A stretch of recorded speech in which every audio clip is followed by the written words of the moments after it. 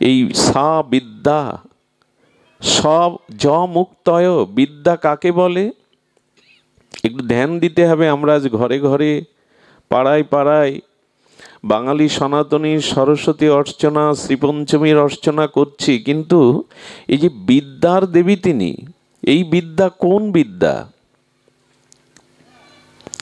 দেখুন, বিদ শব্দ হতে বিদ্যা শব্দ নিষ্পন্ন। বিদ ধাতুর অর্থ হলো জানা। শব্দ বীজ ধাতু, এই ধাতু থেকেই বীজ তৈরি। যেমন বীজ থেকে বৃক্ষ হয়, এটাই নিয়ম। বীজ থেকে যেমন বৃক্ষ অঙ্কুরিত হয়, তেমনি শব্দের একটা ধাতু আছে, সেই ধাতু থেকে শব্দগুলো নিষ্পন্ন হয়। এবং ওই শব্দ ধাতুর মধ্যে ওই শব্দের মহিমা বা তার মাহাত্ম্য, তার তত্ত্ব লুকানো থাকে। বিদ শব্দ হতে বিদ্যা শব্দ নিষ্পন্ন। বিদ্যা অর্থাৎ জানা। কাকে জানা? শাস্ত্র বলছেন ঈশ্বরকে জানাই প্রকৃত বিদ্যা, ভগবানকে জানাই প্রকৃত বিদ্যা। পরমহংস কুলতিলক শ্রীল রামকৃষ্ণদেব বলেছেন ঈশ্বরকে জানাই বিদ্যা, আর জগতে সব অবিদ্যা। খুব সাহস করে কথাটি বলেছেন। ঈশ্বরকে জানাই প্রকৃত বিদ্যা, আর জগতে যা কিছু জেনেছ সেগুলো প্রকৃত বিদ্যা নাই, সেগুলো জাগতিক বিদ্যা, অর্থ রোজগার করার বিদ্যা, পদ প্রতিষ্ঠা পাওয়ার বিদ্যা। এক পরম সত্য পরম ব্রহ্ম ঈশ্বরকে জানাই বিদ্যা, সা বিদ্যা সা বা মুক্তয়। আচ্ছা, বিদ্যা শব্দের আরেকটি অর্থ করেছেন জগৎগুরু শঙ্করাচার্য। এই যে পুনঃ পুনঃ মাতৃজঠরে জন্ম, পুনঃ পুনঃ মৃত্যু, এই যে জন্ম মৃত্যু চক্র, পুনরপি জননং পুনরপি মরণং পুনরপি জননী জঠরে শয়নং, এই যে বারবার জন্ম মৃত্যু চক্রে আবর্তন হচ্ছে আমাদের। কখনো মাতৃগর্ভ থেকে ভূমিষ্ঠ হচ্ছে, আবার মরছে, আবার জন্মাচ্ছে, আবার কর্মফল ভোগ করছে। এই যে চক্র, জন্ম মৃত্যু বন্ধন হতে যা আমাদের মুক্তি দিতে পারে তার নাম বিদ্যা। যা জন্ম মৃত্যুর গ্রন্থি হতে আমাকে চিরমুক্ত করতে পারে তারই নাম বিদ্যা। আমরা এই অর্চনা করছি তো, এই বিদ্যা অর্জনে রত আছি তো, এই বিদ্যার অনুশীলন হয় তো, যা ঈশ্বরকে জানায়, যা জন্ম মৃত্যু বন্ধন হতে চির মুক্তি পায় আমরা। এই জন্য বিদ্যা, সা বিদ্যা। কাকে বিদ্যা বলে? না, য বন্ধ মূর্তয়, যা বন্ধন হতে আমাকে মুক্তি দেয়। বিদ্যা আর কি করে জানেন? বিপত্তির থেকে আমাকে রক্ষা করে, তার নাম বিদ্যা। বিপত্তি বা বিপদ হতে ধন ঐশ্বর্য আত্মীয় স্বজন সবসময় রক্ষা করতে পারে না, পারে কি? লোকবল, জনবল, আত্মীয় বল বিপদ হতে সবসময় রক্ষা করতে পারে, কিন্তু বিদ্যা মানুষের বিপত্তির থেকেও রক্ষা করতে পারে। বিদ্যা এমন একটি তত্ত্ব, জগতে যে ধন আছে, অন্যান্য বিদ্যা আছে, একটি অপরা বিদ্যা, একটি পরা বিদ্যা। অপরা বিদ্যা এই জগতের কাজে লাগে, পদ প্রতিষ্ঠা। যেমন আমাদের ডাক্তারি পড়তে, ইঞ্জিনিয়ার পড়তে, ওকালতি পড়তে যে বিদ্যা, একে বলে, একে কি বলে? অপরা বিদ্যা। আর যা ভগবানের চরণে শুদ্ধ ভক্তির দ্বারা জন্ম মৃত্যু বন্ধন হতে সমস্ত বিপত্তি হতে আমাকে মুক্তি দেয়, এর নাম হলো পরা বিদ্যা। বিদ্যা দুই প্রকারের, অপরা বিদ্যা, পরা বিদ্যা। আর এই অপরা বিদ্যা নয়, পরা বিদ্যা যদি কেউ জ্ঞাত হতে পারে শ্রী গুরু দ্বারা, মহতের কৃপার দ্বারা, ভজন সাধনের দ্বারা, তখনই তার বিপত্তি দূর হয়। এবং বিদ্যার একটা মহিমা হলো, বিদ্যা মানুষকে বিনয়ী করে। কেউ যদি মনে করেন প্রকৃত বিদ্বানকে, তাহলে তার কিছু লক্ষণ আছে। নমো ভগবতে বাসুদেবায়, জয় রূপ সনাতন ভট্ট রঘুনাথ, শ্রীজীব গোপাল ভট্ট দাস রঘুনাথ। এই ছয় গোস্বামীর করি চরণ বন্দন, যাহা হইতে বিঘ্ন নাশ অভীষ্ট পুরাণ। দুর্গমে প্রতিমেন্ধস্য স্খলদ পাদ গতির মোহ, সকৃপা যষ্টিদানেন সন্ত সন্ত বলম্বনম। হরে কৃষ্ণ কৃষ্ণ কৃষ্ণ হরে হরে, হরে রাম রাম রাম। জলে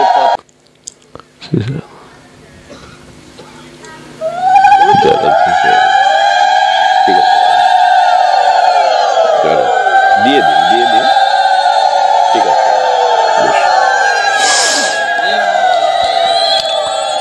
তপ্ত কাঞ্চন বর্ণাং বৈষ্ণবী শক্তি রূপিণাম সনাতন সুতং দেবী প্রণামামি প্রভু প্রিয়ম গৌরাঙ্গ বল্লভং দেবী ভক্তা অভীষ্ট প্রদায়িনম নবদ্বীপেশ্বরী সাদ্দিং গৌরবক্ষ বিলাসিনম। কলিপাবন অবতার, পরম প্রেমময়, প্রেম পরতত্ত্ব সীমা, রাসবিলাসীর চরম পরিণতি, প্রেম বিবর্ত বিলাস শ্রীমূর্তি, পরম করুণা বরুণালয় শ্রী শ্রী শচীনন্দন নদিয়া বিহারী গৌর হরি, পরম পাবন পতিত উদ্ধারণ পতিত তারণ দাতা শিরোমণি দয়াল নিতাই চাঁদের মহা অনুকম্পায় শ্রী শ্রী রাধা মাধবের অহেতুকী করুণায়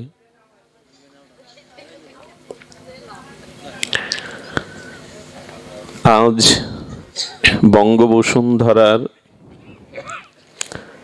গাজনা মধুখালী ফরিদপুরস্থিত শ্রী শ্রী রাধা মদন গোপাল শ্রীমন্দির জিউ অঙ্গনে পারলৌকিক আত্মকল্যাণার্থে এই সমঙ্গল মাঙ্গলিক যে ভাগবতীয় ভক্তি যজ্ঞের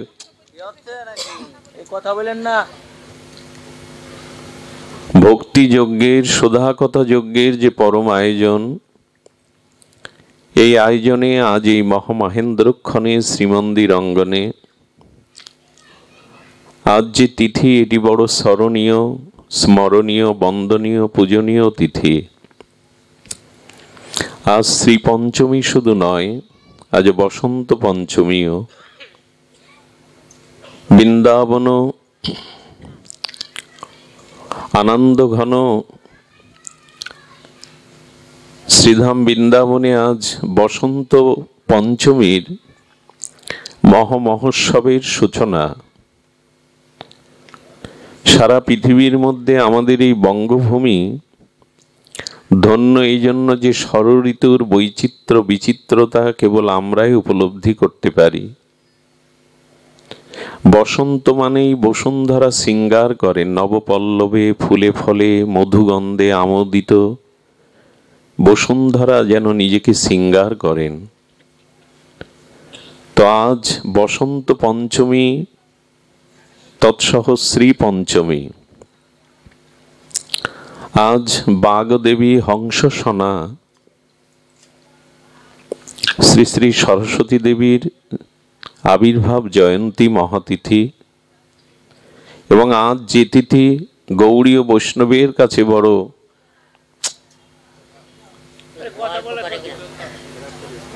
গৌড়ীয় বৈষ্ণবের কাছে যা বড় বন্দনীয় তিথি, আমাদের অনেকেরই অজানা। আজ গৌরবক্ষ বিলাসিনী বৈষ্ণব জননী, ত্যাগ বৈরাগ্যের যিনি মহাযোগিনী, শ্রী শ্রী বিষ্ণুপ্রিয়ার আবির্ভাব তিথি।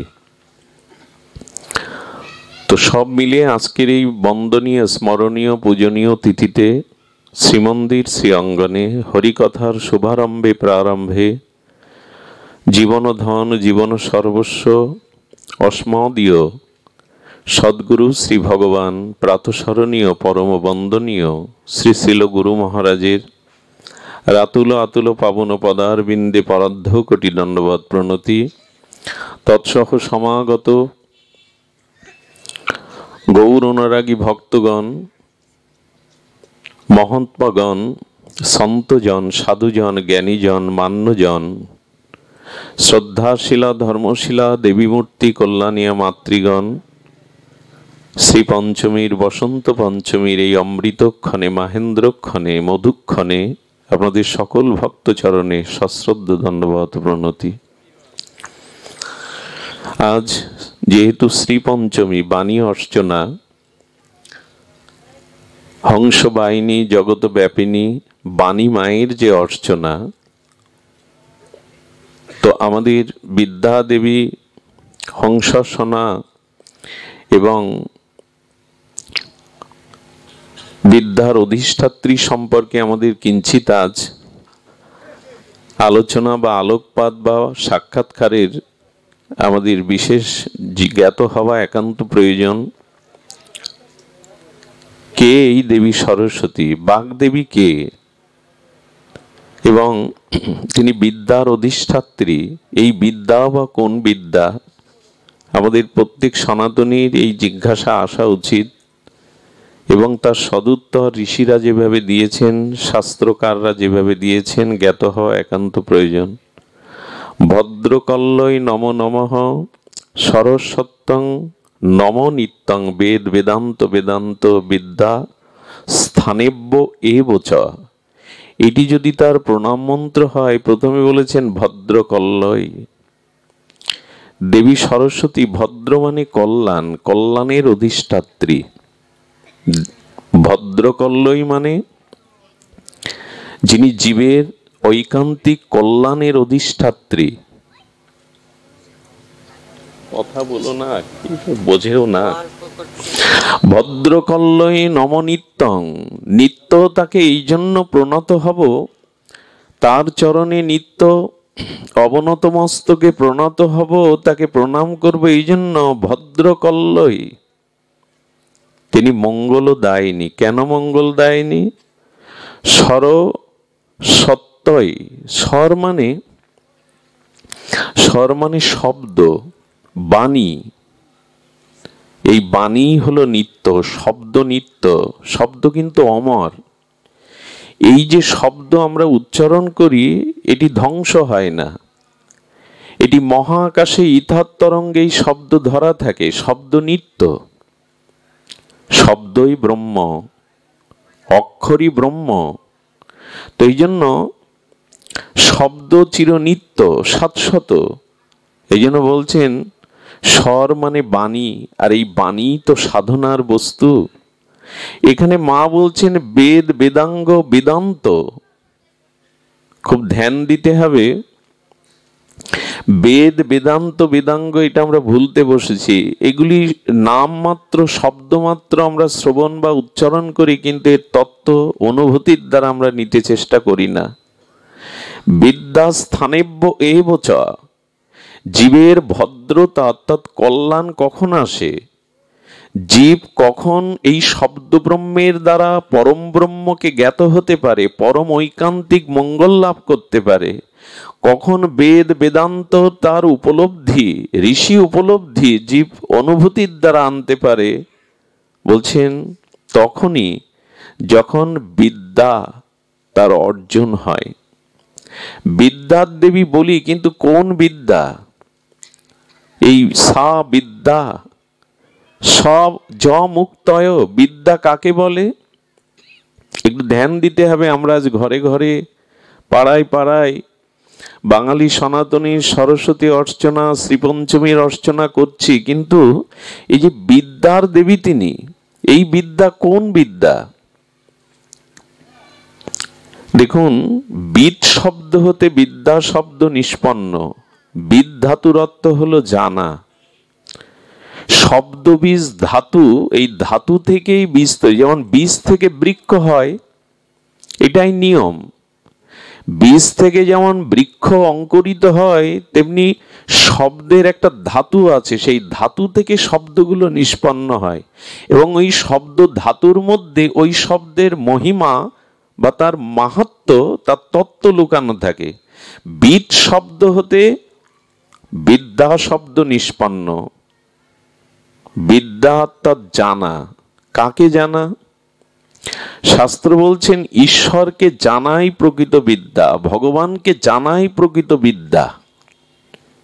পরমহংস কুলতিলক শ্রীল রামকৃষ্ণদেব বলেছেন ঈশ্বরকে জানাই বিদ্যা, আর জগতে সব অবিদ্যা। খুব সাহস করে কথাটি বলেছেন। ঈশ্বরকে জানাই প্রকৃত বিদ্যা। আর জগতে যা কিছু জেনেছ সেগুলো প্রকৃত বিদ্যা নাই, সেগুলো জাগতিক বিদ্যা, অর্থ রোজগার করার বিদ্যা, পদ প্রতিষ্ঠা পাওয়ার বিদ্যা। এক পরম সত্য পরম ব্রহ্ম ঈশ্বরকে জানাই বিদ্যা, সা বিদ্যা স বা মুক্তয়। আচ্ছা, বিদ্যা শব্দের আরেকটি অর্থ করেছেন জগৎগুরু শঙ্করাচার্য, এই যে পুনঃ পুনঃ মাতৃজঠরে জন্ম, পুনঃ পুনঃ মৃত্যু, এই যে জন্ম মৃত্যু চক্র, পুনরপি জননং পুনরপি মরণং পুনরপি জননী জঠরে শয়নং, এই যে বারবার জন্ম মৃত্যু চক্রে আবর্তন হচ্ছে আমাদের, কখনো মাতৃগর্ভ থেকে ভূমিষ্ঠ হচ্ছে, আবার মরছে, আবার জন্মাচ্ছে, আবার কর্মফল ভোগ করছে, এই যে চক্র জন্ম মৃত্যু বন্ধন হতে যা আমাদের মুক্তি দিতে পারে তার নাম বিদ্যা। যা জন্ম মৃত্যুর গ্রন্থি হতে আমাকে চিরমুক্ত করতে পারে তারই নাম বিদ্যা। আমরা এই অর্চনা করছি তো, এই বিদ্যা অর্জনে রত আছি তো, এই বিদ্যার অনুশীলন হয় তো, যা ঈশ্বরকে জানায়, যা জন্ম মৃত্যু বন্ধন হতে চির মুক্তি পায় আমরা। এই জন্য বিদ্যা, সা বিদ্যা, কাকে বিদ্যা বলে না, য বন্ধ মুক্তয়, যা বন্ধন হতে আমাকে মুক্তি দেয়। বিদ্যা আর কি করে জানেন? বিপত্তির থেকে আমাকে রক্ষা করে, তার নাম বিদ্যা। বিপত্তি বা বিপদ হতে ধন ঐশ্বর্য আত্মীয় স্বজন সবসময় রক্ষা করতে পারে না, পারে কি? লোকবল, জনবল, আত্মীয় বল বিপদ হতে সবসময় রক্ষা করতে পারে, কিন্তু বিদ্যা মানুষের বিপত্তির থেকেও রক্ষা করতে পারে। বিদ্যা এমন একটি তত্ত্ব, জগতে যে ধন আছে, অন্যান্য বিদ্যা আছে, একটি অপরা বিদ্যা, একটি পরা বিদ্যা। অপরা বিদ্যা এই জগতের কাজে লাগে, পদ প্রতিষ্ঠা, যেমন আমাদের ডাক্তারি পড়তে, ইঞ্জিনিয়ার পড়তে, ওকালতি পড়তে যে বিদ্যা, একে বলে, একে কি বলে? অপরা বিদ্যা। আর যা ভগবানের চরণে শুদ্ধ ভক্তির দ্বারা জন্ম মৃত্যু বন্ধন হতে সমস্ত বিপত্তি হতে আমাকে মুক্তি দেয়, এর নাম হলো পরা বিদ্যা। বিদ্যা দুই প্রকারের, অপরা বিদ্যা, পরা বিদ্যা। আর এই অপরা বিদ্যা নয়, পরা বিদ্যা যদি কেউ জ্ঞাত হতে পারে শ্রী গুরু দ্বারা, মহতের কৃপার দ্বারা, ভজন সাধনের দ্বারা, তখনই তার বিপত্তি দূর হয়। এবং বিদ্যার একটা মহিমা হলো, বিদ্যা মানুষকে বিনয়ী করে। কেউ যদি মনে করেন প্রকৃত বিদ্বানকে, তাহলে তার কিছু লক্ষণ আছে। যদি কোনো ফলবান বৃক্ষে ফল ধরে না, সেই বৃক্ষের শাখাগুলো নুয়ে আসে। ফলবান বৃক্ষের শাখাটা, এটা প্রাচীনরা বলতেন আমাদের, কিন্তু বিদ্যা মানে দীনতা। যার ভিতরে অহংকার শূন্যতা বা দীনতা আছে, জানবেন বিদ্যার একটি লক্ষণ এটি। বিদ্যার আরেকটি লক্ষণ হলো ক্ষমা। যার ভিতরে ক্ষমা গুণ আছে, ক্ষমা কিন্তু এমন নয় আমার শত্রু যদি আমার থেকে শক্তিতে, জনবলে, অর্থবলে বলিয়ান হয়, আমি ভয়ে তাকে ক্ষমা করে দিই, না আমি কিছু করব না, এটা ক্ষমা নয়, ওর তো ভয়, ভীতি। শত্রু যদি, তার থেকে আমি সর্ব অবস্থায় সক্ষম হই তাকে সাজা দেওয়ার, এর পরেও যদি শত্রুকে ক্ষমা করতে পারি, এর নাম ক্ষমা। তবে ক্ষমা কিন্তু সবখানে নয়। যারা সীমান্তে পাহারা দিচ্ছে, দেশ রক্ষা করে সেনা, তারা কি বলবে অপরাধ করেছো ক্ষমা করে দিলাম, আমার দেশে যা হয় করো? ক্ষমা সবখানে ক্ষমা নয়। তো ক্ষমা বলতে আমার শক্তি বল থাকতেও জ্ঞাত অজ্ঞাতে যে অপরাধ করেছে তাকে ক্ষমা করা, এই বিদ্যারই একটি অলংকার, একটি ভূষণ। এগুলি এখন সাহিত্যের পাতায়, আমাদের এই শাস্ত্রের পাতায় আছে, ব্যবহারে খুব কম দেখা যায়। কারণ বিদ্যা এখন মানুষকে অনেকটা অভিমানী করে তোলে। অতি বিদ্বান ব্যক্তি তার বিদ্যার গৌরবে নিজেকে গৌরবান্বিত মনে করে, অভিমান মনে করে। দৈন্য কেমন জানেন? আমাদের ময়মনসিংহে আনন্দমোহন এই ব্যক্তি প্রথম বিদেশি শিক্ষায় শিক্ষিত হয়ে এই দেশে পা ফেলেন। সারা দেশ হইচই পড়ে যায়। বিলেত থেকে প্রথম বিদেশি ডিগ্রি নিয়ে আনন্দমোহন আসেন ময়মনসিংহে। তখন মহকুমা ময়মনসিংহ। ওনাকে মহকুমা শাসক যিনি, তিনি সমস্ত সুশীল সমাজকে নিয়ে ওনার সংবর্ধনার আয়োজন করলেন বিশাল মাঠে। যখন ওনাকে প্রধান অতিথির সম্মানের চেয়ারে বসিয়ে মাল্যদান করবেন, তখন মালাটা উনি গ্রহণ করলেন না। কমিটিবৃন্দ ভাবলেন আমাদের কোনো ত্রুটি হয়তো ওনার চোখে ধরা পড়েছে। হাত জোড় করে ওনার কাছে জানতে চাওয়া হচ্ছে কেন মালা গ্রহণ করছেন না, আজকের সব কিছুর মূল কেন্দ্র তো আপনি। বলেন এক কাজ করুন, এই সবার পেছনে দেখুন একজন অতি বৃদ্ধ ছাতা মাথায় দিয়ে দাঁড়িয়ে আছেন, জামাটা ছেঁড়া, ওনাকে এখানে নিয়ে আসুন। আমি তো ওনার কাছে যেতে পারছি না, কৃপা করে ওনাকে নিয়ে আসুন সসম্মানে। এই বৃদ্ধকে আনা হলো। হস্তপদ দেহটা কাঁপছে, কি ঘটছে উনি বুঝতে পারছেন না। ওনাকে প্রধান অতিথির আসনে আসীন করিয়ে চোখের জলে সজল নয়নে মালাটা দিয়ে বলছেন, স্যার আমি আপনার আনন্দ, আমাকে কষ্ট করে আপনি অঙ্ক শেখাতেন, আপনি আমার জীবনের বিদ্যার প্রথম পরিচয় দিয়েছেন, এ সম্মান আমার না, এ সম্মান আপনারই। বিদ্যা যার মধ্যে আছে, প্রকৃত বিদ্যা, তার ভিতরে এখন দন্য থাকতে হবে। ঘটনাটা মনে পড়লো অনেকদিন পর। এই হলো বিদ্যানের, কিন্তু আসল বিদ্যা তত্ত্ব আমরা কতটুকু এই পরাবিদ্যার অনুসন্ধান করি। আজকে যে দেবী অর্চনা হচ্ছে, এই দেবী অর্চনা, বাণী অর্চনা, আমরা বাণীর দেবী বলি তাকে, তো এই বাণী অর্চনার কতটুকু অর্চন করছি, পরাবিদ্যার অনুসন্ধান কতটুকু করছি আমরা। আজকে এই প্রশ্ন সম্মুখে আসছে। আপনাদের কাছে অনুরোধ করব, বর্তমান শিক্ষা ব্যবস্থা যেখানে পৌঁছেছে তাতে এই পরাবিদ্যার লেশ মাত্র আজকের শিক্ষার্থীদের মধ্যে আমরা দেখি না। ঈশ্বরকে জানা, জন্ম মৃত্যু বন্ধন হতে চিরদিনের মুক্তি, এই যে পরাবিদ্যা, শ্রেষ্ঠ বিদ্যা, আধ্যাত্মিক বিদ্যা, এই বিদ্যা আজ তার বাস্তবিক প্রতিফলন বর্তমান প্রজন্মের মধ্যে আমরা দেখছি না।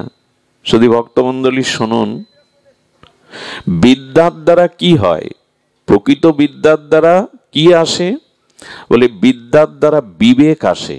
খুব ধ্যান দিয়ে কথাটি শুনতে হবে। অনেক মানুষের বিদ্যা থাকতে পারে, জ্ঞান থাকতে পারে, কিন্তু বিবেক যদি না থাকে, ওই জ্ঞান বিদ্যা তার পতনেরও কারণ হয়ে যায়। বিবেক এবং জ্ঞান এই দুটি জিনিস, এর বিপরীত আছে, ভিন্নতা আছে। আমরা জ্ঞান বিবেক শব্দটা যুক্তভাবে বলি, জ্ঞান বিবেক, কিন্তু জ্ঞান এবং বিবেক কোনটা? সত্য এবং অসত্য, সৎ এবং অসৎ, কর্তব্য এবং অকর্তব্য, গ্রহণীয় এবং ত্যায্য, এইটি যে বস্তুতে এই তত্ত্বকে জানিয়ে দেয় তার নাম জ্ঞান। এটি আমাকে গ্রহণ করতে হবে, এটি ত্যাগ করতে হবে। এটি সৎ, এটি আদরণীয়, বন্দনীয়, গ্রহণীয়, এটি অসৎ, এটি ত্যায্য, এটি ত্যাগ করতে হবে। বস্তুর এই ভালো মন্দ, সৎ অসৎ, কর্তব্য অকর্তব্য, অনুকূল প্রতিকূল, এই তত্ত্ব জানিয়ে দেয় জ্ঞান। কিন্তু জানার পরেও, এটি জানার পরেও, সত্যকে জানার পরেও, মঙ্গলকে জানার পরেও, সত্যকে জানার পরেও সেটা গ্রহণ করবার জন্য বা অসৎকে, অকর্তব্যকে ত্যাগ করবার জন্য বিবেকের প্রয়োজন। আমরা জানি সত্য কোনটা, আমরা জানি মঙ্গল কোনটা, কিন্তু গ্রহণের যে ক্ষমতা, এটা বিবেক দেয়। আর এই বিবেক পরাবিদ্যা ছাড়া হয় না। আধ্যাত্মিক জ্ঞান না থাকলে, শাস্ত্র জ্ঞান না থাকলে, গুরু প্রদত্ত শ্রী জ্ঞান না থাকলে কারো বিবেক জাগে না। শাস্ত্র কি বলে, মা সামনে এরকম করলে হবে না তো, যারা দে। শাস্ত্র কি বলেছেন ধ্যান দিন। শাস্ত্র বলেছেন বিবেক মানে এই জ্ঞানকে, তত্ত্বকে, সত্যকে, পরম মঙ্গলকে যিনি গ্রহণ করতে পারেন, এই বিবেক সৎসঙ্গ ছাড়া হয় না, গুরু কৃপা ছাড়া হয় না, মহতের করুণা ছাড়াই বিবেকই হয় না। সদী ভক্তগণ, এই জন্য আমরা আজকে একটু পরাবিদ্যা, বিদ্যার দেবীর অর্চনা করছি, কিন্তু কোন বিদ্যা? দেখুন, মায়ের হাতে যে বেদ, বেদাঙ্গ, বেদান্ত আছে, এগুলিকে আমরা স্পর্শ করি। এর যে ঋষির অনুভূতি, এগুলিকে আমরা গ্রহণ। কোন ঘরে আজ বেদ অর্চন হয়, ভাগবত অর্চন হয়? হাজারে দুই একজন হয়তো বেদাশ্রয়ী, ভাগবত আশ্রয়ী, গীতাশ্রয়ী। আমি বহুবার বলি, বহু শতাংশ মানুষ সকালে উঠে খবরের কাগজ পড়েন, আধা ঘন্টা 1 ঘন্টা চায়ে চুমুক দিয়ে, অথচ গীতার একটি শ্লোক 2 মিনিটে পাঠ করা যায়, সেটাও অনেকে পাঠ করে না। অথচ গীতাকে আমরা সার্বভৌম শাস্ত্র বলি, গীতাকে আমরা জগতের অন্যতম শ্রেষ্ঠ দার্শনিক গ্রন্থ বলি। আমার ঘরের সেই গীতাকে আমি চর্চা করি কি? মা সরস্বতীর হাতে যে বেদ, বেদাঙ্গ, বেদান্ত, উপনিষদ আদি, এই আধ্যাত্মবিদ্যা, পরাবিদ্যার শাস্ত্র, আজকে দেখেন যারা পূজা করছে তাদের হাতে এগুলি পান। আমাদের ছেলেরা বেদ জানে, উপনিষদের ব্রহ্মসূত্র জানে, তারা রামায়ণ মহাভারতের ব্যাস এবং বাল্মীকির যে উপলব্ধি, এটা আজ তাদের মধ্যে নাই। এই পূজা করছি, বাণী অর্চনা করছি, কিন্তু মার হাতে যে পুস্তক হস্তে মন্ত্র বলে প্রণাম করছি, অথচ সেই বেদ বেদান্তের জ্ঞান ছিটে ফোটাও আমাদের মধ্যে নেই। একটা সনাতনী হিন্দু মারা গেলে তার আত্মার কল্যাণে আমি কি মন্ত্র বলবো? 90% সনাতনী হিন্দু জানে না। ওং দহে আং সর্বগাত্রানি দিব্যান লোকান সগচ্ছুত, সামান্য একটা মন্ত্র চর্চা আমাদের মধ্যে নেই। আজকে যে বিদ্যা, এই বিদ্যা বড় পদ পেতে পারেন, বড় আসন পেতে পারেন, অন্যের সম্মানের সালাম নমস্কার পেতে পারেন, কিন্তু এতে আপনার আত্মকল্যাণ হবে না, আপনার উদ্ধার হবে না। অর্থকরী বিদ্যা, অপরা বিদ্যার সাথে সাথে চাই বেদ বেদান্তের জ্ঞান। আমাদের এই উপমহাদেশে কেন সারা বিশ্ব তাকিয়ে আছে বৈদিক জ্ঞানের দিকে, সনাতন জ্ঞানের দিকে। আজ রামায়ণ মহাভারত ইন্দোনেশিয়ার মতো রাষ্ট্রে তাদেরকে পাঠ্যপুস্তকে রামায়ণ মহাভারত যুক্ত করা হচ্ছে, অথচ আমরা সরস্বতী পূজা করছি, আমাদের ঘরে বেদ চর্চা নাই, ভাগবত চর্চা নাই, রামায়ণের চর্চা নাই। নিবেদন করব, ফিরে আসুন 1985 থেকে 2025, সারা পৃথিবীতে সব থেকে বড় কঠিন হলো রাজনৈতিকতা নয়, অর্থনীতি নয়, সব থেকে বড় কঠিন দেখা দিয়েছে এই প্রজন্মে যারা জন্ম নিয়েছে তাদেরকে আদর্শ চরিত্রবান করে গড়ে তোলা সব থেকে কঠিন মনে হচ্ছে পৃথিবীর এখন। 1985 থেকে 2025 সারা পৃথিবীতে সব থেকে বড় কঠিন কাজ এখন বর্তমান প্রজন্মের সন্তানদের আদর্শ চরিত্রবান ধার্মিক করে তোলা। এ বড় দুরূহ হয়ে গেছে।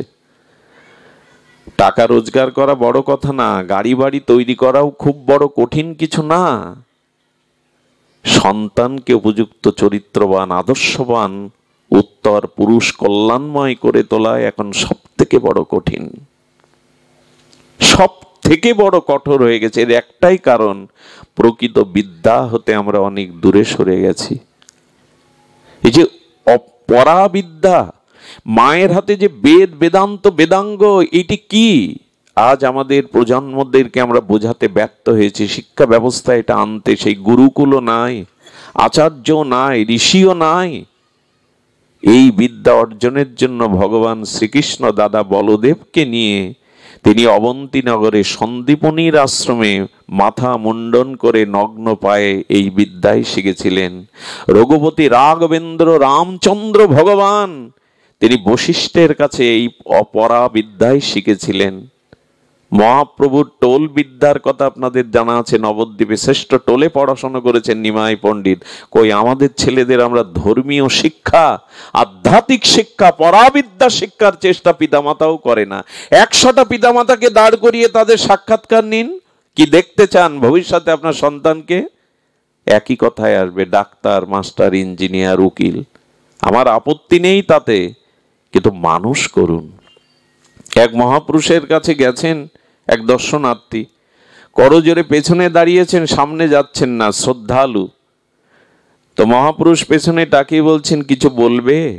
বলে, হ্যাঁ ঠাকুর বলবো, আমার একমাত্র পুত্র। এই তো খুবই আনন্দের কথা, আর কি বলবে? বলে, ছেলেকে ডাক্তার তৈরি করেছি। বলে, তোমার আনন্দের তো সীমা নেই, এক পুত্র তাও ডাক্তার তৈরি করেছ, আরো কি বলবে বলো? বলো, বিবাহ দিয়েছি। বলে, তোমার আনন্দে তো আমার নাচতে ইচ্ছা করছে, আর কি বলবে? বলে, ছেলে ভাত দেয় না, গলা ধাক্কা দিয়ে বের করে দিয়েছে। উনি হেসে উঠে বললেন, ছেলেকে ডাক্তার করতে চেয়েছিলে, মানুষ করতে চাওনি। যদি মানুষ করতেই চাইতে, মনুষ্যত্ব অর্জন যাতে হয়, বেদ বেদান্তের পরাবিদ্যা শিক্ষা দিতে। আজ নূতন করে ভাবুন, আপনার আমার ঘরের ছেলেদের গতি প্রকৃতি কোন দিকে? টাকা হলেই, বড় ক্ষমতা পেলেই, বড় আসন পেলেই, ডাক্তার মাস্টার এলে উচ্চ ক্ষমতা, সম্মান, অর্থ পাওয়া যায়। মানুষ হতে গেলে, মনুষ্যত্ব অর্জন করতে গেলে, পরম জীবনের কল্যাণ করতে গেলে পরাবিদ্যাকে ধরিয়ে দিতে হবে। চেষ্টা আজ আমাদের নাই। বলে কি হবে? পাহাড়ে ঢেলা ছুড়লে ঢেলাটাই ভেঙে গুঁড়ো গুঁড়ো হয়ে যাবে। এ কথাগুলো বলা মানে তাই আজ সমাজে শুনতে ভালো লাগে, মাথা নাড়িয়ে সম্মতিও দেই, কিন্তু বাস্তবে এর প্রতিফলন, চর্চা, চর্যা, ক্রিয়া আমাদের মধ্যে নাই। শুধু ভক্তগণ, নিবেদন করব, এই বেদ বেদান্ত বেদাঙ্গ সারা পৃথিবীকে আলো দেখিয়েছে। এক স্বামী বিবেকানন্দ প্রাচীন ঋষি সমাজের পক্ষ থেকে পুরো পাশ্চাত্যকে কাঁপিয়ে দিয়েছিল এই বৈদিক জ্ঞানে। 7,000 গণ্যমান্য আর বিশ্বের বরেণ্য ব্যক্তিদের সামনে এই গৌরীধারী আর্য ভারতের সভ্যতা বৈদিক জ্ঞানে পৃথিবীতে পতাকা তুলে দিয়েছিল স্বামী বিবেকানন্দ। 70 বছর বয়সে এসি ভক্তি বেদান্ত প্রভুপাদ আমেরিকার ভোগবাদদের পাশ্চাত্য দেশে গিয়ে ভগবানের নাম প্রচার করে বিশ্বকে কাঁপিয়ে দিলেন, আনন্দের নূতন বার্তা পৌঁছে দিলেন ওদের কাছে। কারা পারে এগুলি?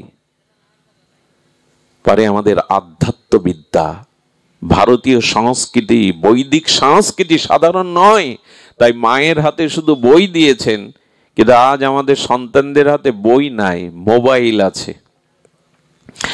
আমাকে একজন বলছে, বাবা এই যে একাদশী ব্রত বা আমাদের দ্বাদশী ব্রত বা অমুক অমুক ব্রত, আচ্ছা এই ব্রতের সাথে সাথে নূতন কিছু ব্রত যুক্ত করতে হবে।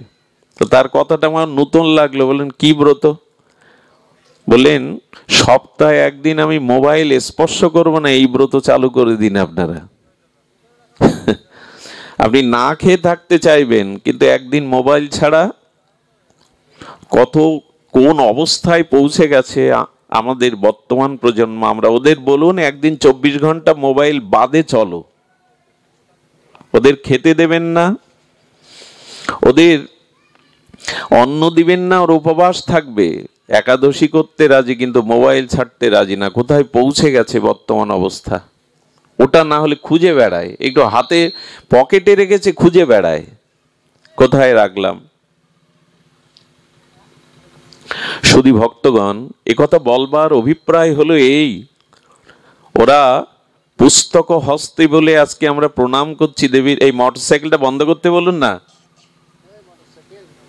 পুস্তক হস্তে বলে প্রণাম করছি, অথচ আমাদের ঘরে কিছু কিছু মানুষ আছে গ্রন্থ প্রেমিক, তারা আলমারি ভর্তি গ্রন্থ সাজিয়ে রাখে, কিন্তু তত্ত্বগুলো, রসগুলো তেলাপোকার ইঁদুরে খায় জীবনে, নিজে কখনো ওগুলো অধ্যয়ন, লোককে দেখায় আমি গ্রন্থ প্রেমিক, আমি সাহিত্য ভালোবাসি, এগুলো আলমারিতেই থাকে। ও তত্ত্ব রসগুলো আমাদের যেমন ঘরে সবার গীতা আছে দেখবেন লাল কাপড়ে মোড়ানো, তুলসী পাতা রাখতে রাখতে পৃষ্ঠাটাও নষ্ট করে ফেলেছে, কিন্তু তার অধ্যয়ন করে না। এবং এই জাতির দুর্ভাগ্য হলো মরার পরে বুকের ওপরে গীতা দেবে, বেঁচে থাকতে গীতার বাণী নেবে না।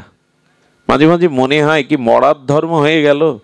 এই 700 সুন্দর বিশ্বজনীন সমস্ত ধর্মের জননী স্বরূপা সনাতন ধর্মের মানুষ সব মরার পরে করে। বলে ভাগবত পাঠ দিচ্ছ কেন? পিতামাতা মারা গেছে তাদের উদ্দেশ্যে, বেঁচে থাকতে শুনিয়েছ? আরে বেঁচে থাকতে তাদের 7 দিন ধরে ভাগবত শোনাও, তারা যাতে উদ্ধার হতে পারে। বলহরি কখন বলে? মরার পরে। কিন্তু ও আর ওই দিন বলতে পারে না।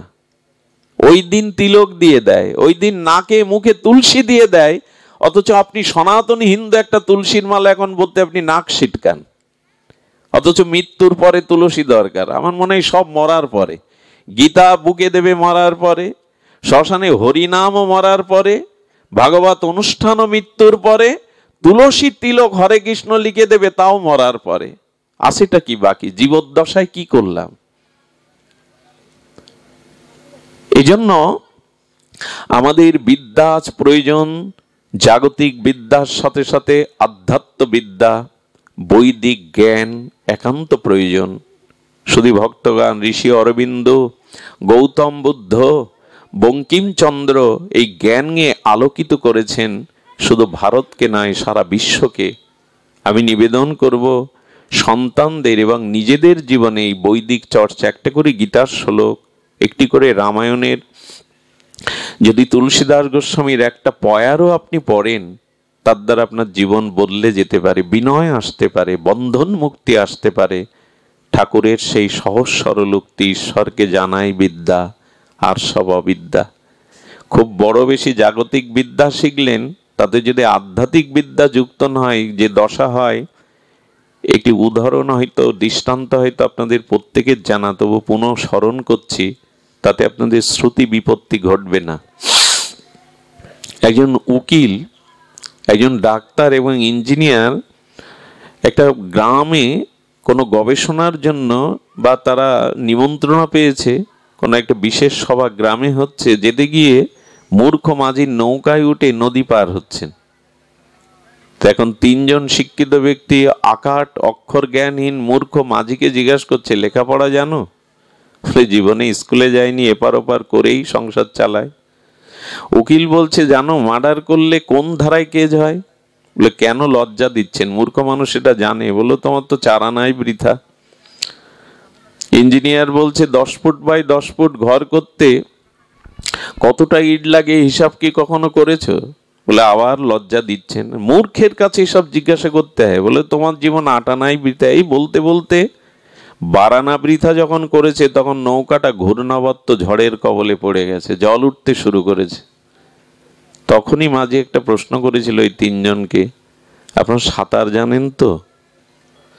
বললেন, শহরে বাস করি, সাঁতার জানার অভ্যাস কৌশল তো জানা নেই। বলে, তাহলে আপনাদের 16 আনায় ব্যর্থ, ডুবে মরবেন। এখন আমি কিছু না জানলেও, বারানা ব্যর্থ হলেও, সাঁতার কেটে ওপারে ওঠার বিদ্যাটা আমার জানা আছে, কিন্তু আপনারা ডুবে মরবেন। ভগবানকে না জানলে, বৈদিক জ্ঞান, আধ্যাত্মিক জ্ঞান, ভজন সাধন না থাকলে এই ভবরূপ মৃত্যু সংসার পার হওয়া খুব সহজ না। এখানে পার হওয়া যাবে না। আচ্ছা, মার ভদ্রকল্লয় নম নম সরস্বত্যং, এই যে স্বর, এই যে বাণী, এই মহাবাণী, চিরন্তন বাণী, ঋষি অনুভববেদ্য বাণী, এগুলি আমাদের দরকার। আমরা দ্বিতীয় যাই, মায়ের হাতে বীণা আছে কেন? এই যে তার হাতে বীণা আছে কেন? এই যন্ত্র সঙ্গীতের চরম উৎকর্ষ যন্ত্র সঙ্গীত এই বীণা, যা আমাদের অন্তরের অনুভববেদ্য সুখ দুঃখকে প্রকাশ করতে পারে, বেহালা বা বীণা, এটা কেন তার হাতে? মা সুরের অধিষ্ঠাত্রী দেবী। সুর মানে ব্রহ্ম। এখানে স্বর মানে শব্দ, আবার সুরও বলা হয়েছে, সুর ব্রহ্ম। আমাদের বৈদিক দর্শনে, সনাতন দর্শনে বলেছেন, যারে ধ্যানেও পাওয়া যায় না, তারে সঙ্গীতে পাওয়া যায়। আপনারা জানেন মিউজিক্যাল থেরাপি বলে একটা চিকিৎসাও শুরু হয়েছে। রাগ রাগিনীর দ্বারা আপনার পিত্তথলির পাথরও গলে যেতে পারে। আমি ছোট করে বলি, যদি আপনি খুব মানসিক যন্ত্রণায় ভোগেন, মাথা যন্ত্রণা হতে থাকে, একটা ডিপ লাইট জ্বালিয়ে পুরোনো দিনের গান শুনবেন, রাগস্বই গান শুনবেন, দেখবেন আপনার মাথা যন্ত্রণাও চলে গেছে। সঙ্গীত এমন একটা জিনিস ভগবানকে টেনে নামায়, যারে না পাওয়া যায় ধ্যানে, তারে যাই যে পাওয়া গানে, এর প্রমাণ মীরাবাই, এর প্রমাণ সাধক রামপ্রসাদ। তারা সঙ্গীতের দ্বারাই সেই মহাশক্তির সান্নিধ্যে পৌঁছেছেন। কারণ সঙ্গীত সৃষ্টি ভগবান শঙ্করের থেকে। এই যে রাগ রাগিনী, এগুলি সাধারণ নয়। সুরের দ্বারা তানসেনের মতো, বেশি দিন মোগল আমলেই তানসেন সুরের দ্বারাই মল্লার রাগে আকাশ থেকে বৃষ্টি নামাতেন, চিন্তা করতে পারেন। তো এই যে স্বর সুর মা বিনা হাতে নিয়েছেন, আর বিনা হাতে নিয়ে তিনি কি বলছেন, মানুষের জীবনে আনন্দেই সঙ্গীত আসে, আনন্দ বেদনায় অনুকূল প্রতিকূল আছে, কিন্তু মানুষ তখনই আনন্দের বহিঃপ্রকাশের নামই সঙ্গীত, আনন্দের বহিঃপ্রকাশের নামই সঙ্গীত। কিন্তু সব থেকে কষ্টের বিষয়, আজ এই সঙ্গীতের অপসঙ্গীতটা এভাবে বিস্তার লাভ করেছে যে আজকে দেখুন একটা বক্সের শব্দ শুনতে পাচ্ছেন, এটাও মনে হয় সরস্বতী পূজা উপলক্ষে। মার হাতের বীণা, এই বীণায় কোন সঙ্গীত গাইতে বলেছেন মা? মানুষের জীবনে তার ব্যক্তিত্বের পরিচয়, সে কি জাতীয় গান ভালোবাসে শুনতে। একটা মানুষের যদি ব্যক্তি পরিচয় জানতে চান, তার ব্যক্তিত্ব জানতে চান, তাহলে সে কোন জাতীয় গান ভালোবাসে বা শোনে, এতেই বলে দেওয়া যায় তার ব্যক্তিত্বের গতি প্রকৃতি কোন দিকে। এই জন্য মা বিনা হাতে কি গাইতে বলেছেন, সেই গানই গান যে গানের মধ্যে আমার ভগবানের অমীয় লীলা মাধুর্য আছে। কানু ছাড়া গীত নাই। এই সঙ্গীত সৃষ্টিও আমাদের সনাতনের অবদান। সঙ্গীতকে সাধনা রূপে শুধু প্রকাশ করেছে সনাতনী হিন্দুরাই। পৃথিবীর আর কোনো ধর্মমতে সঙ্গীত উপাসনার বিষয়বস্তু নয়, যদিও সঙ্গীত কাজে লাগায় সবাই, কিন্তু সঙ্গীত আমাদের উপাসনার অন্যতম একটি ধারা। গিরিধারী লালকে সঙ্গীতের দ্বারাই মীরা ভগবানকে আত্মসাৎ করে নিয়েছিলেন। এই সঙ্গীত এখন, আজ সরস্বতী পূজা, চারিদিকে কি গান বাজছে এটা ভাবতে গেলেও লজ্জায় মাথা নত হয়। এই অপসংস্কৃতির দ্বারা সমাজ কোথায় যেতে চাইছে, আমরাও সেটা। আজকে দুর্গা পূজায় যে গানগুলো বাজে, পূজা প্যান্ডেলে যে সঙ্গীতগুলো বাজানো হয়, এগুলোই দেখবেন এই কমিটির মানুষরাই সমর্থন করে যাচ্ছে, এগুলোই তারা বাজিয়ে যাচ্ছে। একদিন কালী পূজা, সেখানে 3 দিন গানের কনসার্ট, 2 দিন যাত্রা। মা এগুলি ভালোবাসে? মার হাতে যে বীণা, সেই বীণা ভগবত সংকীর্তনের বীণা। ভগবানের মহাপ্রভু তো সংকীর্তন ধর্ম দিয়েই কলির জীবকে উদ্ধার করলেন। হরিনাম সুরসঙ্গীতের দ্বারা মহাপ্রভু বিশ্বকে জাগালেন। আমার ঘরের নিমায় আজকে পাশ্চাত্যবাসীকে, আজকে জার্মানির রাজপথে জর্জ হ্যারিসনের মতো পপ তারকাও খালি পায়ে সংকীর্তন করে খোলবাজি। আজ বিদেশি মায়েদের দেখুন, তারা মদের বোতল ছেড়ে, নাইট ক্লাব ছেড়ে, তারা তিলক মালা চন্দনে চর্চিত হয়ে রাজপথে সংকীর্তন করছেন খোল করতালে। সেখানে আমাদের হাত তুলতে লজ্জা হয়। এখানে হরিবোল দিতে অনেকের কার্পণ্য হয়, দিতে বলছি না আমি, কিন্তু কেউ দিলে তাদের হাত তুলতেও কার্পণ্য বোধ হয়। আজকের বর্তমান প্রজন্মের ছেলেদের সামনে গানের কনসার্ট আনুস, তারা নাচবে, ব্যান্ড সঙ্গীত বলুন, অন্য সঙ্গীত বলুন, কিন্তু মহাপ্রভু তো হরিনামে বিশ্বকে নাচেন। কই, তারা তো এই হরিনামে নাচে না। তাদেরকে আমরা এখানে তুলতে পারিনি, এই সংকীর্তন আনন্দ রসে আনতে পারিনি। 16 প্রহর, 56 প্রহর, 72 প্রহর সেই একই তো হরিনাম হচ্ছে। কেউ গিয়ে বলে এক গান এক সুর ভালো লাগছে না, বলে কেউ? ভগবানের নাম, ভগবানের আরাধনা, এই সঙ্গীত, সেটাই মা সরস্বতী নিতে বলেছিলেন। দেখুন, কিছু মনে করবেন না, মা সরস্বতী বিদ্যা এবং বুদ্ধি দেয়, কিন্তু এই বিদ্যা বুদ্ধি যারা সৎ উপয়োগ না করে, সৎ কাজে প্রযুক্ত না করে, মা সরস্বতী তাদের আবার ধ্বংসও করে। ভালো করে শুনুন, বিদ্যা এবং বুদ্ধি যদি সৎ উপযোগ না করেন, তাতে আপনার পতন নেমে আসবে। এর দৃষ্টান্তও আছে। দেবতারা পাঠিয়েছিলেন সরস্বতীকে রামকে বনবাসে পাঠাতে হবে, নাহলে রাবণ বধ। তা রামকে কে বনবাসে পাঠাবে? সরস্বতী বললেন বিদ্যা এবং বুদ্ধিকে বিকৃত করতে হবে কারো মধ্যে, তাহলেই রাম বনবাসে যাবে। দেখলেন কইকেই রামকে এত ভালোবাসে, ওখানে সরস্বতী বিদ্যা বুদ্ধি বিকৃত করতে পারবে না, মন্থরাকে বেছে নিয়েছিলেন।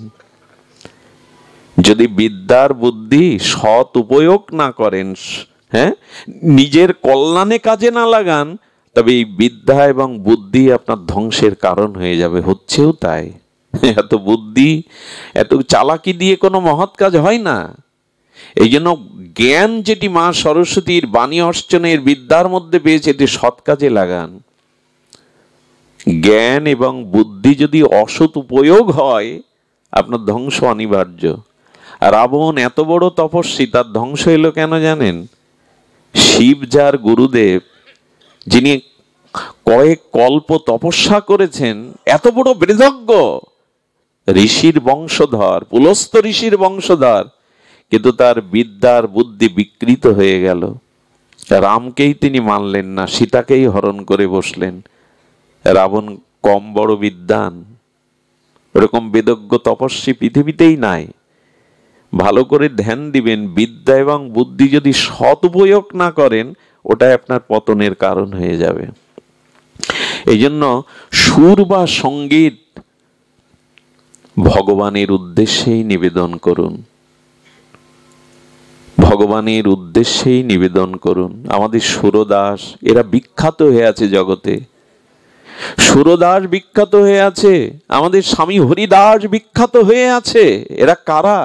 এরা সুরের দ্বারায় রাধা মাধবের উপাসনা করেছেন। মহাপ্রভু নিতাই চাঁদ গৌর পরিকরগণ এই হরিনাম সংকীর্তনের সুরে বিশ্বকে আজও জাগাচ্ছেন, জাগিয়েছেন তিনি। জগায় মাধাইকে হরিনামে কল্যাণ করেছেন। সেই সুর সঙ্গীত এখন আছে? দেবালয়ে পূজা পার্বণে যেসব অশ্লীল গান বাজে, এটা সংস্কৃতি হতে পারে? এটা একটা জাতির পরিচয় হতে পারে? সেগুলোই এখন চলছে। যেখানে মায়েরা বোনেরা পূজার থালা নিয়ে মন্দিরে আছে, সেখানে যে জাতীয় অশ্লীল গান বাজনা হয়, এগুলো আমাদের বৈদিক ধারা নয়। মা বিনা হাতে জানিয়েছেন, ঈশ্বর উপাসনার সুরসঙ্গীতে জীবনকে মঙ্গলময়, আনন্দময়, ছন্দময় করতে পারে। তার গুণগান গাও। যদি গাইতেই হয়, তার মহিমা গুণকীর্তন করো। আমি কত গান গাই, তোমার মহিমা গাই না। কবির আক্ষেপ হলো, আমি কত গান গাই, তোমার মহিমা গাই না। নিজের পরিচয়, নিজের অহমিকা, সারা জীবন বিষয় আশায়ের গান গেয়ে গেলাম, স্ত্রী পুত্রের প্রশংসার গান গেয়ে গেলাম, আত্মীয় কুটুম্বের গান গেয়ে গেলাম, কিন্তু তার গান গাওয়া হলো না। মা সরস্বতী বিনা হাতে বলছেন, যদি ঈশ্বরের সংকীর্তন ও গুণকীর্তন করতে পারো, এটাই প্রতি পদে পদে আনন্দের অম্বুদি সমুদ্র। আপনি দেখুন, এখানে শুধু কথা হচ্ছে, কেউ নাচছে না, বাঁশি বাজছে না, বেহালা বাজছে না, অঙ্গভঙ্গিমা করছে না, শুধু শুষ্ক দুটো মুখের কথা। এখন আমাদের মস্তিষ্কে মনে যে শান্তি বিরাজ করছে, এটা অন্যখানে পাবেন না। ভগবানের কথা, ভগবানের গুণগান জীবের হৃদয়কে নির্মল করে, পরম শান্তির আবহাওয়া তৈরি করে। যে ভূমিতে ঈশ্বরের গুণকীর্তন হয়, সেই মাটি আবহাওয়া পর্যন্ত দিব্য হয়ে ওঠে, চিন্ময় হয়ে ওঠে। কোথায় সেই সঙ্গীত? আজ দিকে দিকে পূজা প্যান্ডেলে কি জাতীয় অপসংস্কৃতি চলছে, অথচ আমরা বাণী অর্চনা করছি, শ্রী পঞ্চমীর পূজা করছি। এতে কি মা কষ্ট পায় না? এদিকে অপরাধ হয় না? কাকে বোঝাবেন, কাদের বোঝাবেন এগুলি? ভাগবত আজ একান্ত প্রয়োজন। ভাগবত আলোচনা সাধারণ কোনো অনুষ্ঠান, যাগযজ্ঞ, পূজা পার্বণ, পুণ্যকর্ম নয়। ভাগবতে যতদিন রুচি না হবে, ততদিন আমাদের এই প্রকৃত পরাবিদ্যা আসবে না, আমাদের মোহ নাশ হবে না, অবিদ্যার নাশ হবে না। তাই মা বলছেন বিনার তারে তার মহিমা গুণকীর্তন করো। গীতার ধ্রুব সঙ্গীত কি জানেন? তস্মাৎ সর্বেষু কালেষু মামনুস্মর, সর্বদা আমাকে স্মরণ করো। বিনা বেজে উঠলে যেমন পরিবেশের মূর্ছনার তরঙ্গে রাগ আলাপে ভেসে যায়, ঈশ্বরের গুণকীর্তন করে দেখুন, হৃদয়ে শান্তি পাবেন, পরা শান্তি পাবেন, হৃদয় শীতল হবে। মহাপ্রভু এই জন্য বলেছেন যে চিত্তরূপ দর্পণে জন্ম জন্মান্তরের যে অবিদ্যা, অস্মিতা, কামনা, বাসনা, ভোগ আছে, এটা মুছে দেবে সংকীর্তনে, হরিনাম ও সংকীর্তনে। শ্রেষ্ঠ সঙ্গীতই হলো ঈশ্বরের গুণমহিমা সংকীর্তন। ঈশ্বর কার গলায় কত কণ্ঠে সুর আছে দেখে না, কার হৃদয়ে তাকে ডাকবার মতো ভাব আছে কিনা এটাই তিনি দেখেন। তাই কণ্ঠ সঙ্গীত সুন্দর না হলেও গাইবেন। ঠাকুরের সামনে হাততালি দিয়ে রামকৃষ্ণদেব বলতেন, সকাল সন্ধ্যা তোমরা তো গৃহী, রোগ শোক জ্বালা যন্ত্রণায় ব্যস্ত, তোমরা হাতে তালি দিয়ে তুলসী তলে ঠাকুর মন্দিরে হাতে তালি দিয়ে হরিনাম করো। বলে ঠাকুর তাতে কি হবে? বলে গাছের তলে যদি হাততালি দিয়ে শব্দ করা যায় তো গাছের পাখিগুলো উড়ে যায়, তেমনি যদি সকাল সন্ধ্যা হরিনাম করো তোমার দেহে যত জন্ম জন্মান্তরের পাপ পাখিগুলো আছে ওরাও উড়ে যাবে, তোমার দেহ পবিত্র হবে, চিত্ত নির্মল হবে। হাতে তালি দিয়ে হরিনাম করো, সেই নাম আজ আমরা বঞ্চিত। এই জন্য মা বলছেন তার হাতে বীণা দিয়ে জেনেছে। রাজহংস কেন মায়ের বেদিতে? রাজহংস কেন? এগুলি কি আমরা জানতে চেষ্টা করি? শুধু মূর্তি তৈরি করলাম, পূজা করলাম, একটা দিন পার করলাম, এগুলি রাজহংস। মা বিদ্যা তো ওই যে বললাম প্রকৃত বিদ্যা বিবেককে জাগিয়ে দেয়, আর এই বিবেক আধ্যাত্ম বিদ্যা ছাড়া, সাধন বিদ্যা ছাড়া, পরাবিদ্যা ছাড়া আসে না। রাজহংসের স্বভাব আপনারা জানেন, জলেই বাস করে, কিন্তু দেখবেন জল গায়ে মাখে না, ঝাড়া দিয়ে ফেলে দেয়। সূর্যের দিকে তাকায়, ওদের একটা স্বভাব আছে, দেখবেন তীরে উঠবে, সূর্যের দিকে তাকিয়ে পেখমটা ঝাড়া দিয়ে জলগুলো ফেলে দেবে। রাজহংসের আরেকটি বিশেষ স্বভাব হলো জল এবং দুগ্ধ মিশ্রিত করে দিলে ওরা সার দুটোই গ্রহণ করে, অসার জলটা রেখে দিয়ে ওদের অধরে, ওদের ওষ্ঠে, ঠোঁটে ঈশ্বর এই অলৌকিক ক্ষমতা দিয়েছে, জল আর দুধ মিশানো থাকলে ওরা দুধটা নিতে পারে। দেখবেন অনেক কাদার মধ্যে অন্নের দানাটা ওরা নিয়ে নেয়, হাঁসগুলোও নিয়ে নেয়, কাদাটা ফেলে দেয়, সার অন্নটা নিয়ে নেয়। তেমন দুধ এবং জল মিশ্রিত করে দিলে সার দুগ্ধটাই ওরা গ্রহণ করে, অসার জলটা রেখে দেয়। মা সরস্বতী বলতে চাইছেন জগতে দুটোই আছে, সার এবং অসার, সৎ এবং অসৎ, মঙ্গল এবং অমঙ্গল, পাপ এবং পুণ্য দুটোই আছে। রাজহংসের মতো বিবেকের দ্বারা তুমি সারকে গ্রহণ করো, অবিদ্যাকে ছেড়ে দিয়ে বিদ্যাকে গ্রহণ করো, অমঙ্গলকে ত্যাগ করে তুমি মঙ্গল গ্রাহী হও। রাজহংসই সেই বিদ্যা আমাদের শেখাচ্ছে। হাঁস পুজো যদি করি কেন, অন্য ধর্মের মানুষ জিজ্ঞাসা করে, উত্তর কি দেব আমরা? আর উত্তর যদিও মুখস্থ করা উত্তর দিলাম, জীবনে সেটা প্রতিপালন করি কি? মার চরণে প্রণাম করে যে আজ আশীর্বাদ চাইছি, বিদ্যাং দেহি দেবী নমস্তে। কোন বিদ্যা দেবে মা? এই বিদ্যায় মা বিবেক দাও। হ্যাঁ, বিবেক দাও যাতে সৎ হতে পারি, আলোর পথে আসতে পারি, অন্ধকার থেকে, মৃত্যু থেকে অমৃতের পথে আসতে পারি। এই জন্য রাজহংস দিয়ে মা বোঝাচ্ছেন, সার গ্রহণ করো, অসারটা ছেড়ে দাও। অসারের মধ্যে শান্তি নাই, ভোগের মধ্যে কখনো শান্তি নাই। আর মায়ের সমস্ত অঙ্গ দেখবেন শুভ্র বসনা, হংস বাহিনী, জগৎ ব্যাপিনী বাণী মা উপাধি দেওয়া হয়েছে মায়ের, আর তিনি শুভ্র বসনা। মায়ের অঙ্গে, সরস্বতীর অঙ্গে কি রং ব্যবহার করা হয়? সবই প্রায় শ্বেত শুভ্র। এই শুভ্রতা হলো সাত্ত্বিক গুণের বিকাশ বা প্রকাশ। আমাদের তো তমগুণ আছে, রজগুণ আছে, তোমার হৃদয়টা সাত্ত্বিক গুণে ভরে উঠুক। এই বিদ্যা যদি অর্জন করতে পারি তবে ভদ্র কল্লয় নম নমঃ, আমরা ভদ্র হতে পারবো, মঙ্গলের অধিকারী হতে পারবো। সরসত্যং নম নমঃ, তখন আমাদের বাণী পবিত্র হবে। একটি বাণী মানুষকে জাগিয়ে দিতে পারে, আত্মকল্যাণের আহ্বান জানিয়ে দিতে পারে। শুধু ভক্তমণ্ডলী, ওম শব্দ উচ্চারণ যেমন ব্রহ্মবাচক প্রণব, হরে কৃষ্ণ মন্ত্র যেমন অক্ষর, কিন্তু এগুলো সাধারণ অক্ষর নয়, এগুলি উচ্চারণের দ্বারা দিব্য জ্ঞানের স্ফূর্তি হয়, ভগবত অনুগ্রহ কৃপা লাভ করা যায়। তাই বিদ্যা জ্ঞান আজ আমরা অপব্যবহার করছি, সংস্কৃতি অপব্যবহার করছি। সারা পৃথিবীতে যেটা অবক্ষয়, স্খলন, তার মূল হলো আমরা এখান থেকে সরে এসেছি। সংস্কৃতি থেকে, অধ্যয়ন থেকে, পরাবিদ্যা থেকে আমরা সরে এসেছি। শুধু ভক্তমণ্ডলী, শাস্ত্রে বলেছেন, দেখুন, মহাজন যে পথে চলে সেটাই পথ।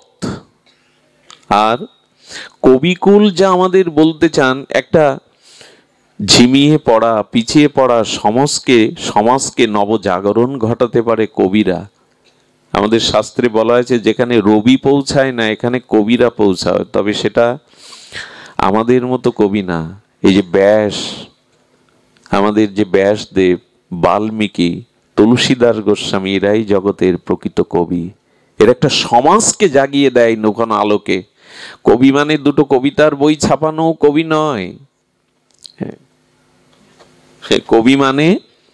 কবি মানে যারা ঘুমিয়ে পড়া, পিছিয়ে পড়া সমাজের বুকে নবজাগরণ সৃষ্টি করতে পারে। আজ বিশ্বের সাহিত্যের রবীন্দ্রনাথ, নজরুল এত প্রাসঙ্গিক কেন জানেন? সক্রেটিস এত প্রাসঙ্গিক কেন? এরাই কবি। এরা একটা ক্লান্তিকে, ঝিমিয়ে পড়া সমাজকে জাগানোর মন্ত্র দিয়ে গেছেন এদের বাণীর দ্বারা। কিছু অপরাধ নেবেন না। সাহিত্য শব্দটার মধ্যে সাহিত্য অর্থাৎ হিত শব্দটা জড়ানো আছে, যাতে মানব সমাজের কল্যাণ না হয়। আদৌ তা সাহিত্য নয়। আর সাহিত্যটাও পচতে বসেছে। আজকে সাহিত্যটাও নষ্ট হতে বসেছে। হ্যাঁ, আমি পুলক বন্দ্যোপাধ্যায়ের একটা সাক্ষাৎকার শুনেছিলাম, অদ্ভুত লেগেছিল কথা। পুলক বন্দ্যোপাধ্যায়ের সাথে পরিচয় আছে আপনাদের, ভারতের বিখ্যাত গীতিকার, আমাদের প্রখ্যাত প্রাতঃস্মরণীয় মান্না দে, হেমন্ত মুখোপাধ্যায় অমর হয়ে আছেন তারই এই লেখনীতে। পুলক বন্দ্যোপাধ্যায় বলছেন, সমাজ বড় বদলে গেছে, সংস্কৃতি সঙ্গীত বড় বদলে গেছে। সাক্ষাৎকারের কথাটা এখনো মনে আছে। বলছেন, আমি এই হাতেই লিখেছিলাম কতদিন পরে এলে, আজকে আমাকে লিখতে হচ্ছে ঝাল লেগেছে, আমার ঝাল লেগেছে। উনি নিজেই স্বীকার করছেন এই কলমের অবক্ষয় হয়েছে। আর পুলক বন্দ্যোপাধ্যায় সারা জীবন গান লিখলেন, ভারতীয় সঙ্গীতকে বড় উচ্চতায় নিয়ে গেলেন। এতগুলো শিল্পীর আত্মপরিচয়ের পেছনে তার তার তার সৃষ্টি অমর। কিন্তু মানুষটা মরলেন কি করে জানেন? এত কিছু লিখলেন, গঙ্গায় ঝাঁপ দিয়ে আত্মহত্যা করলেন। কি পেলে জীবনে এত লিখে? মানুষকে যে জাগালে, প্রখ্যাত হলে, নিজের জীবনের আত্মকল্যাণ করতে পারলেন না, গঙ্গায় ঝাঁপ দিয়ে মরলেন। হবে না। শাস্ত্রে বলছেন, আমাদের বাংলাদেশের অন্যতম একজন শ্রেষ্ঠ সাহিত্যিক জীবনের শেষে এসে একটা ভুল সিদ্ধান্ত নিয়ে বসলেন। কন্যার সম মেয়েকে বিবাহ করলেন। অস্বস্তিতে তার শেষ জীবনের দিনগুলো কেটেছে। সাহিত্য তাকেই বলে, কবি তাকেই বলে, যাতে পিছিয়ে পড়া সমাজ, ঝিমিয়ে পড়া মানুষকে পুনঃজাগরণ ঘটায়। আর সেই সাহিত্য রচনা করে গেছেন আমাদের ঋষিরা, বাল্মীকি, ব্যাস। আমরা তাদের গ্রন্থ পড়ি না। আজকে টলস্টয়, প্লেটো যে দার্শনিক বাণীগুলো দিয়েছেন, সব ঋষির বাণী। তারা নূতন করে শব্দগুলো আমাদের সামনে, নো দাই সেলফ কার বাণী, আত্মানাং বিধি, এটা বেদেরই বাণী। হাজার বছর, সহস্র বছর পরে এরা ওই বাণী লিখে দার্শনিক হয়েছেন। আজ রামায়ণ খুলে দেখুন, জীবন বাঁচতে শেখায় রামায়ণ, মরতে শেখায় ভাগবত, আর কর্তব্য কর্ম করতে শেখায় গীতা। সেগুলি চর্চা নাই আমাদের। কত বলা যায় বলুন তো? আজকে 40টা বছর ধরে, সেই 9 বছর থেকেই গলা ফাটিয়ে যাচ্ছি, পথে প্রান্তরে আনাচে কানাচে জাগেনি একটাই কারণ, আজ আমাদের গ্রহণ ক্ষমতা কমে গেছে। আমাদের এই মা সরস্বতী, তিনি শুভ্র বসনা মানে সাত্ত্বিক গুণটা আজ কমে গেছে। লাল চশমা চোখে দিয়ে যা দেখবেন তা তো লালই দেখা যাবে। সাত্ত্বিক গুণাবলী না থাকলে শাস্ত্রে, সাধুতে, মহতের বাণীতে শ্রদ্ধা আসে না। যার ভিতরে সাত্ত্বিক গুণ নাই, যার ভিতরে নিষ্কপটতা নাই, সরলতা নাই, শ্রদ্ধা নাই, সে কখনো সাধু বাণী, মহতের বাণী, শাস্ত্রবাণী ওই এক পাশে ফেলে রেখে দাও, ওইগুলো এক পাশে এখন রেখে দাও। এটাই তো নিবেদন করব। মা বলতে চেয়েছেন, এই বিদ্যার অপপ্রয়োগ করো না।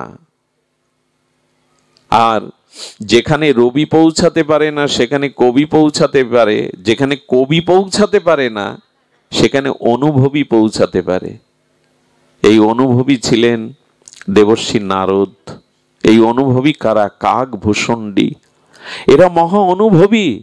এই জন্য যার চিত্তে ভাগবত অনুভূতি আছে আপনি তার সঙ্গ করুন, তার কাছে যান, তার মুখে ভাগবত শুনুন, জীবনের পরম মঙ্গল আসবে।